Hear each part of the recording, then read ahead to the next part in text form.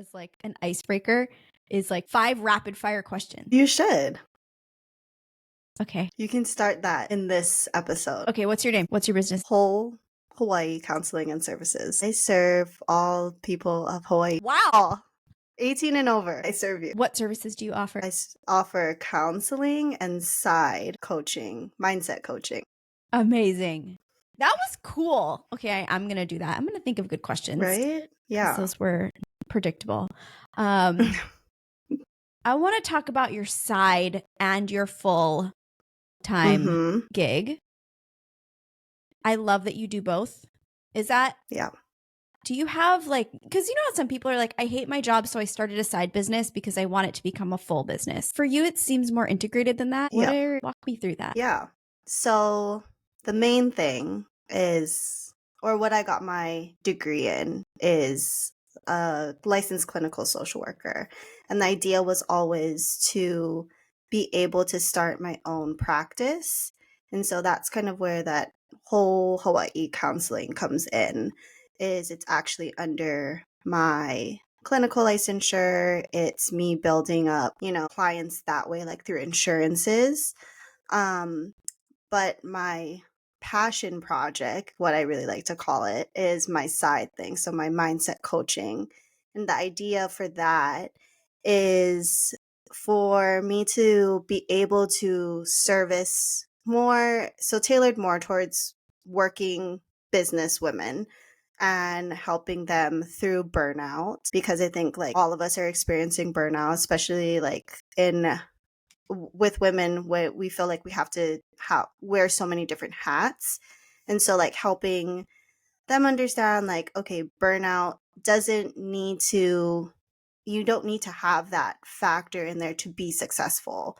And my idea really is to be able to have these like mental wellness, like coaching weekend things where I bring in different providers. So it could be somebody who's maybe doing yoga, or somebody who's doing like sound baths, someone who is talking about nutrition.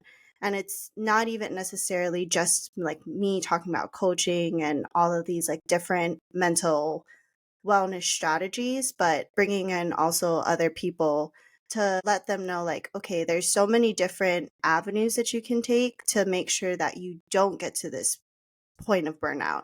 And so that you're also making sure that you're servicing your people at the best that you can. You're creating these, connections at the best of your ability. Dang. So I totally now see how they work together. Yeah. Because it was I wasn't sure exactly where your full-time career sort of that like clinical practice, where that line was and where your coaching started. Super epic ideas and amazing way to serve literally everybody in the state. And I love the idea of addressing burnout. I just listened to a podcast episode. I'll send this to you after. And the woman spoke about the like the 2024 signs of burnout, which are different from signs of burnout in the past. And the way that she called it the canary in the coal mine, and it's sort of like your body's signs that you are experiencing burnout. Yeah. What are your thoughts around that? Like, how do we know that we're burnt out when we're just sort of like this is just my life. Like there's no other way for all this stuff to get done. Like you can't help me. This is just how I have to live. Yeah. Yeah. And I think that's the biggest thing, right? Is like feeling like you have to live this way, right? Okay, like I just have to grind. I just have to hustle. Like it doesn't have to be that way. And I think we're starting to shift as like a culture a little more into into understanding that it doesn't have to be this hustle culture, right? Like we don't have to wake up and 24/7 be doing something in order to feel like we are being productive. But I still think that there's like this underlying tone of like, okay, if we're not doing something, then we must not be utilizing ourselves at the best of our ability. And like that's something I try to tell even my clients. I've tried to tell myself too, right? If rest is just as important as whatever productive things you need to do in the day. And so like listening to your body, one of the biggest things I notice when I start to experience burnout is I isolate myself from everybody. And I'm just like, go, go, go, go, go. And that's when I notice like, okay, I need to take a step back, reevaluate like, what am I doing? If I notice that like my everyday mental health, like coping things, like my journaling, I stop doing. If I notice like I stop working out, or yeah, I stopped like reaching out to my family and my friends, then those are like my big tall tale signs, like, okay, you're like on the precipice of a big burnout, meltdown happening. So I think it's just being able to recognize in your body, like, what is it that you notice your everyday things are starting to lack, and how do you start to get back into that routine so that you don't get to that point of like burning out. Interesting. I wonder what mine would be. When I think about that, there's this like overwhelming feeling of guilt. Like if I know I'm going to start to become overwhelmed, and I hear you, I should be resting and practicing self-care and journaling and making sure I'm getting my workouts in and just having like quiet, empty space. And yet in that space, I sit there and I'm like, oh my God, I could be doing this. I should be doing that. Blah, blah. How would I even start to alleviate those feelings of guilt and like, I'm just not doing enough? Yeah. I mean, that's a big one, I think, for all of us, right? Is like feeling guilty. And I think like you and I are very similar in the sense that we like to spread ourselves very thin and say yes to everybody, right? It's just like in our personality, it's just like, okay, sure, I'm going to do it because I love you. I want to show that I care. And so I'm going to say yes to all of these different things. But something I like to do, or something I've started to do, is actually build out in my schedule is like that quiet time, that break time. And even if it's only like 15 minutes, where throughout the day you're having a time to just like not even scroll, not even think about like, okay, during this 15 minutes, I'm going to write down my other to-do list. And it's literally just like time for yourself. And so I think like trying to build it into our schedule is one way for it to start naturally being able to listen to your body and know like, okay, this is what I need to do for myself. Like that. It almost aligns with that hustle culture, hustle kind of mentality, or that tendency that we have. If it's scheduled, I have to do it. And it's just another part of my hustly day. And then surprise, you get some you time. Right. Yeah, we're the issues run deep. Holy moly. I can't help but want to also bring this up because you didn't. And I would love, so anybody that's just listening to this, I'm holding up a journal that Cassie created, and it's phenomenal. I could talk about it forever. And I'd love to just have you walk me through it. And, what was your process around creating this? And this question came up and I almost didn't ask it, but I think I'm going to. So spoiler alert, I'm going to give people a little like insight. This has no dates. And there's structure, but not, it's also kind of like open-ended. And it really is an interesting approach to helping people who feel like they have to do something every day. So like you said, block out time in your calendar, like make sure you're journaling. And I was like, oh, if the journaling becomes a thing that I have to do, am I still going to enjoy it? And I had all those thoughts. So anyway, that was like not a real question. I just gave you a bunch of random things that I came out of my mouth. So let's talk about the journal. Yeah. Yeah. Which I think is very much my thinking when I started to even cultivate, okay, well, what was it that I wanted in my like most ideal, perfect one. And what I realize is the same thing, is like when I was going to therapy, or I still go to therapy, but when like my therapist was like, okay, like, yeah, journal. And also learning about it in school, I was like, journaling, like every single journal has like January 1st, 2024, January 2nd. And I'm like, I don't want to do this. Or it's like, it has these certain prompts and it's like every single day you have to rate your day, which I'm not saying those aren't good journals at all, because if that works for you, then great. But for me, it felt like another thing, like, okay, I have to do this. If I don't, then I must be bad, quote unquote bad, or I must be, off track. And also I just felt like you said, like another thing that I just needed to check off of the box instead of doing it for something for me. And then on the flip side of that, right, like having something so structured on the other end is having something where it's so open ended. And I was like, wow, this is pretty daunting. Like, you tell me to journal and I just buy a notebook and there's just open space. Like, what the heck am I supposed to even write about? And so I actually was like, okay, I need a little bit of both. I don't like to have it where there's any dates in it. So that's why I was like, I need it to be an open date concept. And also the structure where it's like your top three.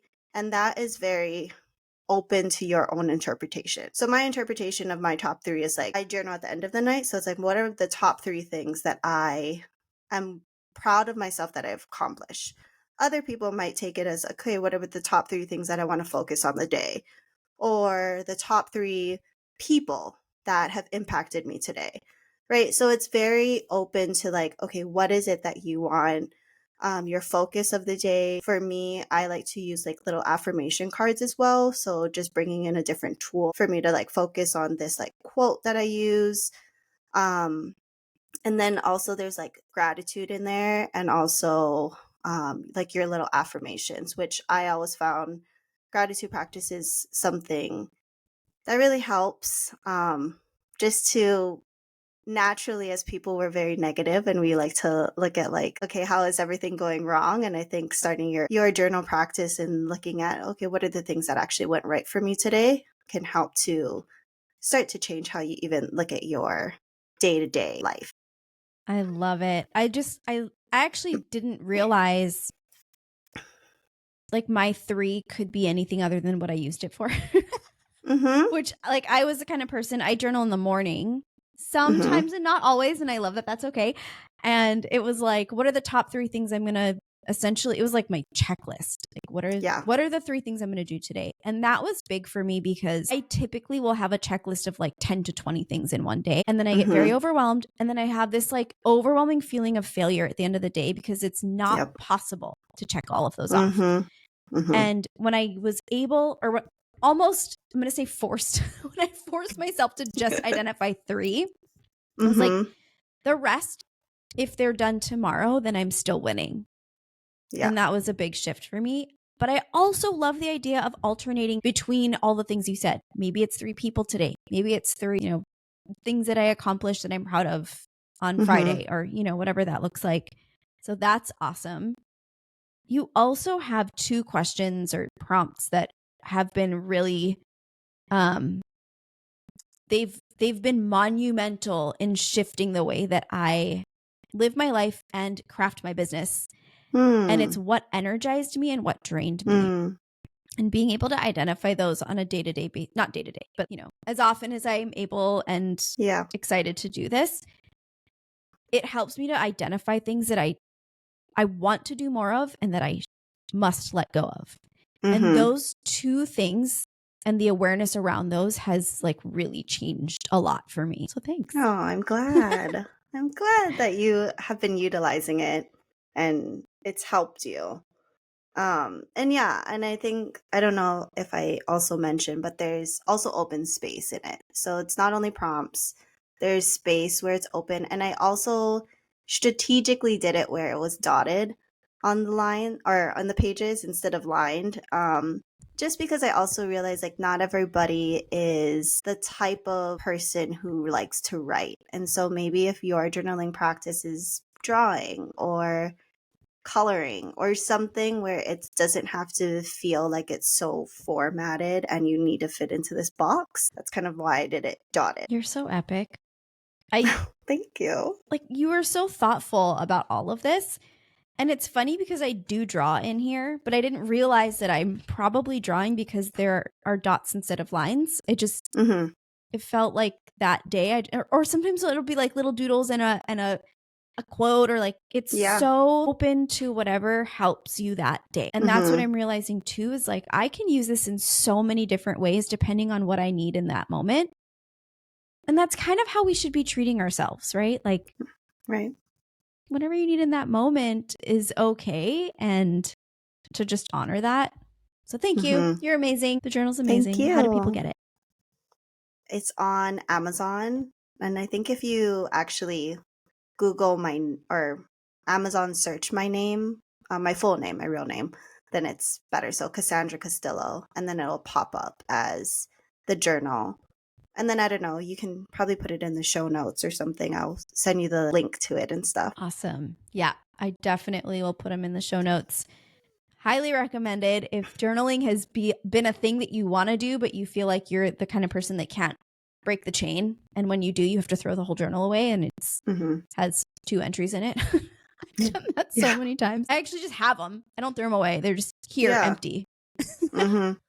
Me too. And I think it actually helped me expand my journaling practice the way that I've started this journaling, because now I have multiple journals for other things. Like, okay, what is my business journal going to be? Or what are my journals on the books that I've been reading and stuff? And so helping me expand in that way. But you're right. Like before that, I would start it. And if it would feel like, oh, okay, well, I didn't do it for a week, then I'd be like, well, guess I got to toss it. Guess I got to start all over. Yeah, I love it. And something that I realized, you said it helped you expand your journaling. And even just this practice of quiet reflection, weaving that into your day, this allows you to kind of start small. Yeah. Because you don't even have to fill out the whole page at the same time. And I've noticed, the first time I sat down and I was like all in, I had my drinks, I had my my space, and I did the whole 4 pages. And I was like, that was great. I'm going to do that again tomorrow. And then I did half a page the next day.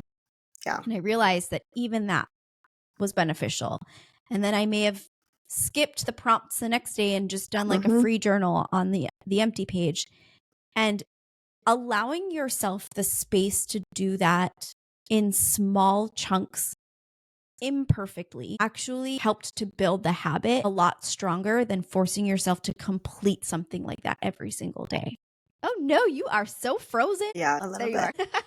Oh cut my off. gosh. But it's better. Yeah, and I get that you're right, because I think that's a very, like you said, like this is how we should be treating our overall life, right? And like showing up for yourself messy, showing up for yourself even when you don't want to, showing up for yourself like even when you only can give 10%. I think that is the idea behind everything, right? Is like just show up even when you feel like you don't want to. I mean, and in all honesty, in all transparency, I was like, oh, I just came back from a trip. Do I really want to do this? Do I really want to see my clients? Like, and it's like, no, like just show up. You'll feel better doing it after you do it. And I'm glad I did. Like, I'm glad that I didn't reschedule also. I'm glad that it was just like, okay, this is a commitment that you set. That is something that I'm learning, is the more that you start committing to what you're saying or the actions that you want to put out, you start to feel better too. Let's talk about that, because I think there's different schools of thought, or I guess we go about life differently depending on how we view obligations. And if it's like, yes, right, like I need to do this because I probably should, versus I know that this is something that lights me up, and in the moment I'm not feeling myself, or I'm tired. I'm curious, like, so when we think about burnout as a whole, sometimes we are living in this like default state of like, I should be doing this, I should be doing that. I don't want to let people down. I don't want people to look at me like I'm a failure. And so there's that school of thought where it's like, hold on. It's okay to breathe and rest. It's okay to reschedule. It's okay to cancel. It's okay to take care of yourself first. And it sounds like there's a way to differentiate between the things that we feel obligated to do that we can release without guilt, versus the things that we've committed to because they're exciting for us, they're fun, they light us up, and there may just be some resistance. How do we assess that difference and move forward with creating that sort of better quality of life for ourselves? Yeah, that's a really good question. Something I'm still trying to navigate. But I think one of the big things that has helped me decide, like, okay, is it true? Like, is it resistance or is it just something that I'm not passionate about, right? Well, first is like, is it something that you're passionate about? And if you're doing things, and I know some of us, we have to do things because we have to. But if it's at the end of the day, like if it's not something that you're passionate about that lights you up, then it's like, okay, why are you giving any more energy than you need to? Because you really don't. Right. And it's like a lot of us, we do feel like we have that obligation of like, we have to do this. We need to show up for this or we need to go to this thing. When in actuality, it's like, no, we don't. And I think that's the biggest thing too, is like realizing you have complete control over yourself and making those decisions, right? Of like, okay, I'm going to do this for myself because I want to versus I'm going to do it because I feel like I have to.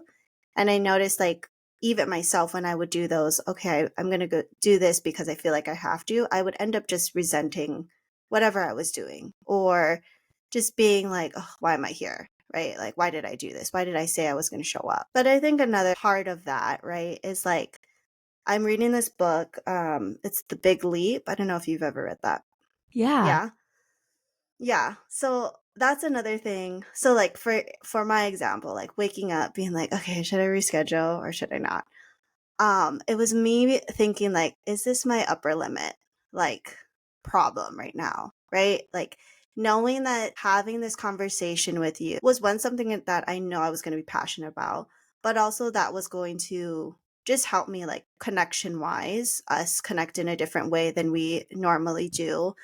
I was like, okay, me trying to make up excuses, even though, yeah, I did just come back from a trip or whatever, was just a way of like my thinking my limits, jumping in and being like, no, you can't. No, you shouldn't. And trying to distinguish that too, right? Is that self talk that you're having? Is it because you're fearful of like what the next opportunity is going to be? Or is it just like, like listening, okay, is it the fear or is it just because you need that push that you need to do that extra thing? And so this morning it was me distinguishing like, no, it's just a little bit of fear. It's just a little bit of like, even though, yeah, I know, Pua, I know that this conversation is going to be fine. It's still a little bit like, well, this is my first like interview podcast. Like I'm nervous. And so like You're doing that was, great. thank you. That was a little bit of that. Oh, that is actually really eye-opening for me because, and I want to dig into this more, like, how did you recognize that? Because I find myself often sitting and either like hoping that things get rescheduled or rescheduling them Mm-hmm. myself. I really, really try not to cancel or reschedule unless I absolutely have to, just because I don't know, I just like to show up for people. But at the same time, like there have been moments where I'm like, I just can't. I have a marathon of calls today, and by 4 p.m., I can't do this last one, or and usually people are kind of like, oh, it works out better for me too. Mm-hmm. But I as you were talking, I'm like, oh my God, this is me. And it often shows up right before a consultation, like a new client consultation. Yeah. I just hope they cancel. I hope they don't show up. Mm-hmm. And like sometimes they don't show up. And I usually feel a little bit relieved. And I don't Mm-hmm. actually think it's because I don't want to do the call. I think it's because I'm afraid that I won't be able to support them or serve them. Yeah. Right? Oh my God, that's crazy. I never thought about it Yeah. like that. Yeah, and I think that's a little bit of like our imposter syndrome because I feel the same way, right? Like I have a new client and whenever I see those calls, I'm like, ugh, I kind of wish that they just don't show. Or I'm on the call, I'm like, in therapy at least, you have to wait 15 minutes before you can like get Mm. off and like call it a no-show. But sometimes at like the 3-minute mark, I'm like, okay, they're not showing up. And then they show up. Right. And yeah. And I think it's the same. Like, it's not because I don't want to. It's not because I feel like I'm not in the field that I'm supposed to be in. But I do think you're right. It's like feeling, okay, am I going to be the right fit for them? And I think it's also letting ourselves, when that talk comes in, allowing ourselves to be okay if we're not the right fit for them either. Right? And which is hard because it's like, well, what did I do? What is wrong with me? Or why am I not the right coach for you or the right therapist or you, right? But I think it's just understanding that you're not going to be everybody's pick of the litter, and that's okay. And that also allows it to be a little less scary when you walk in knowing like, okay, it's going to work out. And if it doesn't, then that's okay. That just doesn't mean that we're meant to be in that this same energy, same wavelength. Yeah, that's huge. It's really refreshing also to speak to somebody who, I feel like if you're a specialist or if you specialize in any particular field, people assume that you're perfect in that way. So like as somebody who provides these types of services, to me, to hear you say that you also struggle with this and it's something that you experience, I'm like, wow, she's human. And perhaps like we don't always know. It's a lot easier, I guess what I'm trying to say is like viewing other people's, even for me, like seeing other people's digital space or website, like I can sort of pinpoint opportunities for growth or adjustments. And it's really hard for us to see it for ourselves.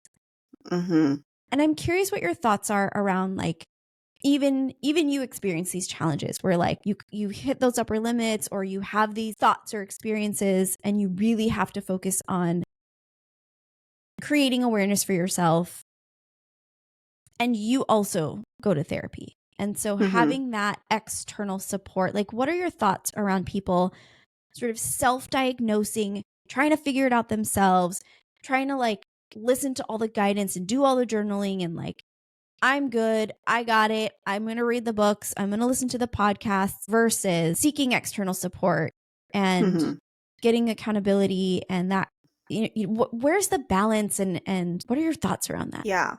And I think I was the same, which is funny because like as a therapist, they always say like the best therapists are the ones that see a therapist. Not saying I'm the best therapist, but I but Own it, girl. I would say that actually seeking help has helped me uncover things that didn't realize I was doing. Also, just having somebody else aside from a friend or a family member to talk and to discuss things that are happening. So I think it's a little bit of both, right? Like you can do a lot of this stuff on your own. It's true, right? Like you can start your own practices. You can start, your own meditations or whatever. But I think the importance of having a coach or a therapist, somebody who is third party, not even anything in your life, it helps you to see the same thing that probably your friends and your family are telling you in a different way. Because my therapist tells me things that my friends and my family tell me, and I'm like, yeah, I've heard that before. But for some reason, and I don't know the psychology behind it, but hearing it from somebody else's voice, it just clicks for you, right? And understanding like, oh, okay, this is what I'm doing. These are the things that how I'm showing up and how I can start changing it. But when you hear it from like your friend or your family, you immediately get defensive. And it's like, why are you pointing that out? Or why are you saying it that way? And so I think it's just helpful, combination of both. Yeah, you can do your own practices, but again, like seeing somebody getting that professional help, uncover things that you may have been hearing for years and years, but that will just start to click for you and just start your path and your path of healing a lot better. I love that. It reminded me of something someone told me. And I'd also, okay, whoa, I do this. I have like 4 questions in my head at the same time, and then I don't know how to ask them properly in a way that makes sense. And so then I say nothing. Okay, question 1, or just statement 1. Somebody once told me a great coach is someone who asks great questions. It was something like that, which then like skipped my brain over to the idea of like, I'm not sure I understand the difference between a therapist and a coach. Yeah. That's a good question, because I think a lot of people don't, right? So a therapist, I like to look at it, okay, therapist is if you are wanting to seek help seek treatment in a way for something that is like clearly diagnosable. Easiest example is like you feel like you have ADHD where you can't sit still, your mind's going a mile a minute. Again, and these are just very generalized. So for people listening or watching, like just very generalized statements. It doesn't mean that it's going to fit every single person. But if that is something that you want to work on, right, then therapy would probably be a better avenue. However, that person with ADHD could still see a coach, but maybe it's about something very specific, very niche down. So I want to learn how to utilize my time more effectively. That might be like something that a coach does. Doesn't step into the ADHD realm at all. Doesn't step into like talking about the diagnosis, but it's very about, okay, like how are we working on your time management? And that's all we're going to talk about. If it starts to get into anything therapeutic, then a coach should be like, okay, that's something for your therapist to talk about. And some people see both. Some people see a therapist and see a coach. And I just want to clear this up. Like, even though I'm doing the two hats, I never see the same client as a therapist and a coach. So that is something to think about. Like, you can see both. You can see a coach for your business, but you could see a therapist because you're having some interpersonal issues. And so just being able to distinguish problem or my barrier, my challenge, something that I want to talk to a therapist about, or is it something that I really want to focus and niche down with in a coaching setting? Interesting. For coaches that are listening and they're like, oh my gosh, I think I might be blurring the lines. What can they sort of be aware of so that they can really keep that relationship in the appropriate place and guide their clients perhaps who don't know, and they start, because I know, like, even my business coach, we end up talking about personal things because your personal life affects your business. And even I can see, like, was I asking things of her that really should have been asked of a therapist? Or, what does that look like for a coach to be able to say, like, we're starting to get into therapist territory and I recommend you see yours, or, go seek one out. Yeah. What are your thoughts on that? Yeah. So I think if you're a coach, if you're listening as a coach, and one, it's like feeling uncomfortable. So if a question is being asked or topics start to arise that make you as a coach feel uncomfortable, make you as a coach feel like, oh, this isn't really what I am comfortable talking about or what I am necessarily versed in, then perhaps it's something to just be like, well, maybe you should seek a therapist about that. Or, it's great that you brought this to conversation, but that's not something that I'm here to talk about. And so just being able to be very clear about that for yourself as a coach, like understanding like what is it specifically that your coaching business is around. And you're right, like a lot of coaches, and in therapy too, there's gonna be a lot of things that come up that aren't specific about why you came to them. But again, it's understanding like, okay, if this is something that's brought up every single time, right? Like, every single time I see my client and they're telling me as a coach, oh, it was really hard for me to get out of bed. I just don't feel like waking up or something. Then it's like, okay, perhaps that's territory for you to start seeing a therapist, right? And I think understanding that therapists do have this certain credentials, certain licensing to make sure that if that they hear that, then they have the right resources. Not saying that coaches don't, but sometimes it can be very, as a coach, I think, feel like, oh, I have to take on all of this. And it's like, no, like, I think that the great thing about all of these services, mental health services, is that there's so much around that you can do. And so being able to be like, okay, I'm going to like give you this person and, I'm going to refer you to this, certain organization or whatever.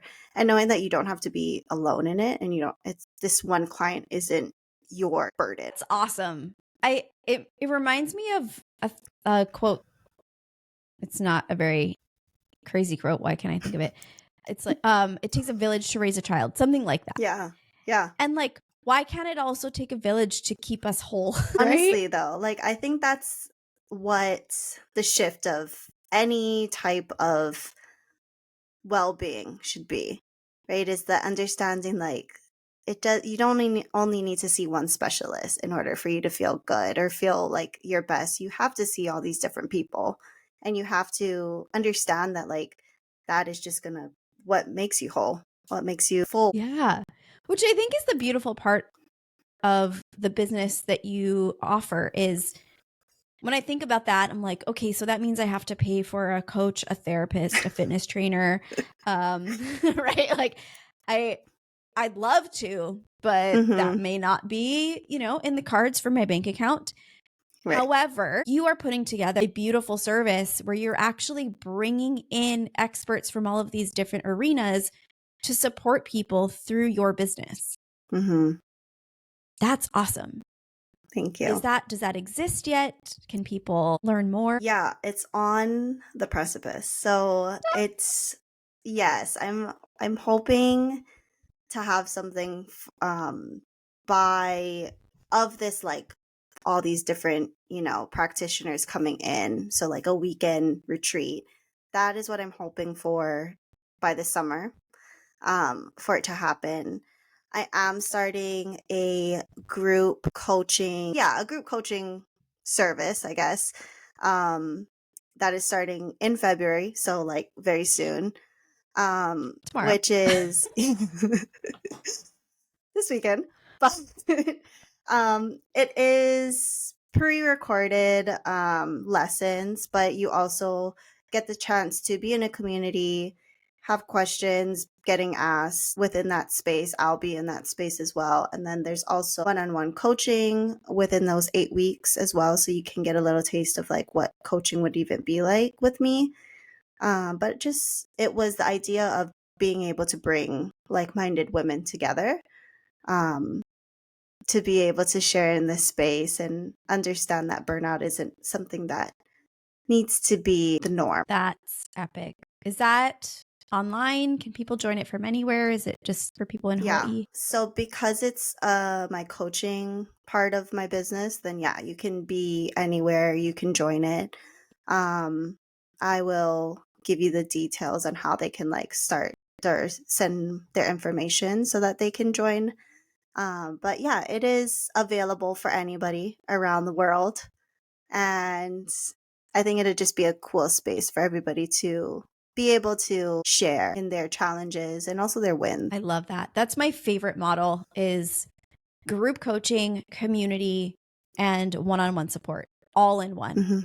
Mm-hmm. It's a lot of people, especially coaches and especially people who serve one-on-one clients exclusively, are very hesitant to go into the group coaching space because it feels like you're giving less of yourself and you are therefore giving a lower quality of service. And I think it's the complete opposite. I think with the community aspect, you are doubling the support, and like humans are community beings. And to have that support, not just for like selfishly for you to go in and be like, all these people support me, but to learn from other people. You learn a lot from supporting someone else and hearing their story and seeing how you support others in the community. I just think it's the depth and the additional layers in that structure provides, I think, a higher quality experience. One-on-one's great too, very powerful. And it sounds like you're combining them both, and that's incredible. And I'm super excited for you. It's amazing. Thank you. Yeah, I know that was the idea. It's just, a lot of the times we can be in our own head and feel like we're all alone. And so being able to, I like the community aspect too, is to know that, okay, I'm not the only one that's feeling this way. And there's 10 other people that are feeling exactly how I'm feeling. Definitely. And I would say too, the thing that I've seen in communities and from a consumer or client perspective, that there can also be resistance there because people are like, especially for something like this, therapy, life coaching, even business coaching. I have a client who created a community around and like a group coaching program around processing grief after pet loss. Very niche. It's a beautiful offering. And I can see why people are like, this is very personal. Like, I don't necessarily want to do this in a group. And what I've seen time and time again from myself as well is like I'm very introverted. And so people who are resistant to groups and communities often come in and sort of just they're in observer mode. They're not super participatory. They're not like, actively commenting or supporting people or participating in live calls. And two things happen. One, you still learn, you still get that boost, that experience, the knowledge, the just listening, you absorb. But I also often notice this in myself and others that over time you do start to participate more and it becomes a very beautiful, safe space and possibly the only safe space in your life where you feel comfortable sharing in that way. So yeah, awesome. I love it. Thank you. Yes. Do you have a website? Do you have social links? Any way that people can learn more about you? Yes. My Instagram is at whole, WHOLE by Cass. I do have a website, wholeheartedly.com. I'll send it all to you and you can share that. And I do have a podcast. It's Whole the Podcast. So I share all things mental health on there. And just another little avenue where you could listen in on things that not only you're probably dealing with, but that I'm dealing with as well. Your podcast is so awesome for those reasons, right? Like you share a lot of like just practical strategies and tips, and you're very vulnerable, sharing your own personal journey. And your voice is just so lovely to listen to. Like, Thank you. It relaxes me so much. Is that weird to say? I don't know. Take it or leave it. And even like your energy here, I feel like I'm like, okay, dial it back, Pua. Like match the energy in the room because you're just you feel so grounded. And I think especially when we're in this space where we're seeking a little bit of support, that groundedness goes a long way. So thank you for being who you are and showing up in all of these spaces. I have to say, so Cassie and I dance hula together. We have traveled the world together and it's so cool to see you in this space. And I think we all kind of show up differently depending on the spaces that we're in and the people we're around. And I really admire what you do and the way that you do it and the uniqueness at which you approach all of these things that you do. Because I think it's very easy to look around and say, okay, well, I'm in the same industry as this person and this is how they do it. So I'm just going to do it that way. And you do it Cassie way. And I love that about you. So thank you. Thank you. Thank you. That's very nice of you to say. Of course. I mean, you made a journal. Like I feel like any business owner that has something tangible, it's like what you built is real and I can touch it and hold it and give it to people and sell it. And I don't know. I'm just so proud of you. Thank you. Thank you for having me on. Thank you for being on. I have a feeling we're going to do this again. I hope so. It's fun. Amazing. Well, thank you again. I will put all of your links and everything in the show notes. And yeah, you're amazing. Thank you. You're amazing.